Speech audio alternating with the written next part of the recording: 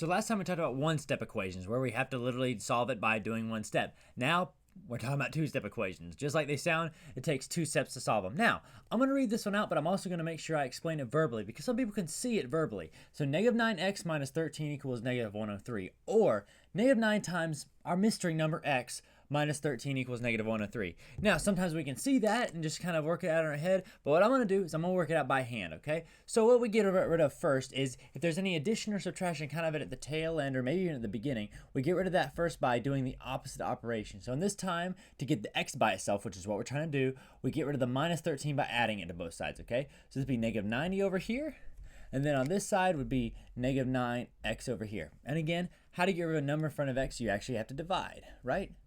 So x would be equal to negative 9 divided by 9 is just a lovely 10, which again, this means that negative 9 times 10 take away 13 is negative 103. Those the one steps you can kind of sort of do in your head. These you may got to think about for a second before you can do them in your head, okay? Now let's do one where you actually have something else to do. Now this is, you're going to have 2 options for this. I'm going to leave some room out here to write the other option, okay? So 7 parentheses 9 plus k, again, k is our mystery number, equals 84. So that means 9 plus something, and then 7 times that number is 84, okay? So this may get a little bit strange when we're doing our stuff, okay? Now, there's 2 ways of doing this. One way is the way that I see doing it. However, it wouldn't make it a 2-step at that point. It'd actually be a multi-step equation. But I'm still going to show you, okay? Here's my way of doing it. I'm going to write this one over here. I'll put my face right here so you can still see my face. So here's my way of doing this. I see it like I'm going to distribute the 7 in, okay? So that would be like this. 7 times 9, then 7 times k. 7 times 9, is 63. And sometimes my brain doesn't work either, so my apologies if it does. And then 7 times k is 7k equals 84. Then we solve that kind of the same way we did up here. It's a little bit backwards. We would actually have to subtract the 63. It's kind of like flipped around a little bit. You can kind of always write these in any order that you wish. And then this would be 21 equals 7k. Divide by 7, and then k would just be 3, right? Now, that's one option of doing it. Now, if you don't want to distribute, what you can do is this alternate way, which I didn't think about until after I saw it for a second. I was like, ooh, you can do this too. So, distributing is the same thing as multiplying. It's like 7 times all this mess, right?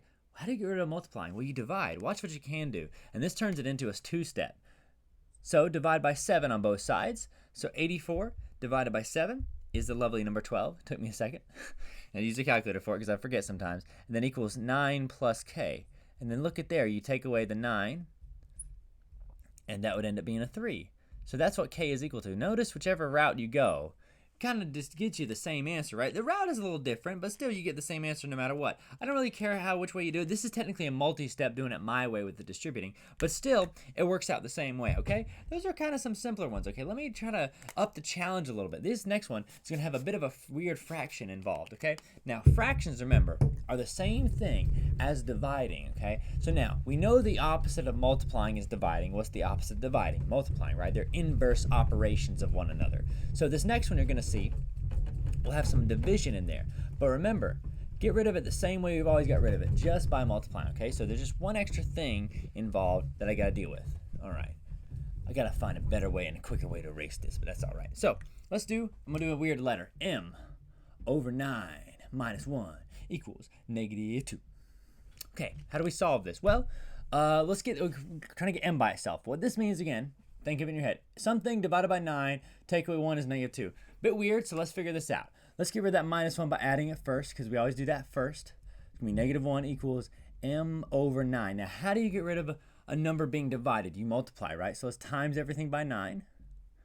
Times that by 9. So that would be m equals negative 1 times 9 is negative 9. Division may seem weird, but it's actually no different than what you kind of have been doing all along.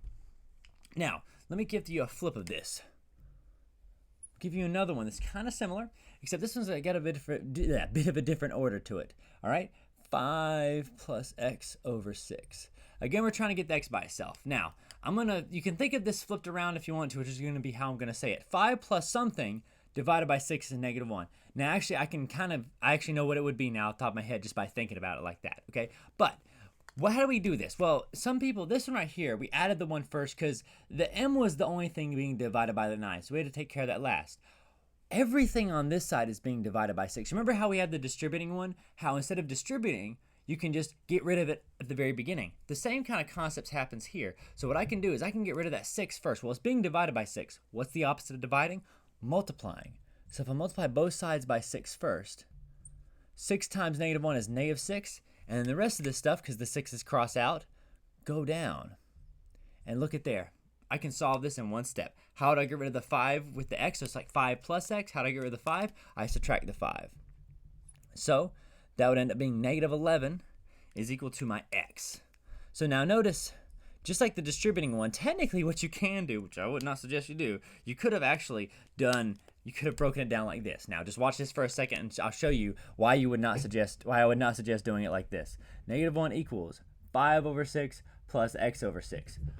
Fractions to deal with. It's a whole other ball game we don't want to get into right now. So I would not suggest doing it this way, okay? Now there's ultimately going to be some ways we're going to see it where it may be easier to do one way and a little less easier to do another. But still, the rules still will get you the same answer. Kind of just depends on what you prefer. So that's two-step equations. Next up is multi-step.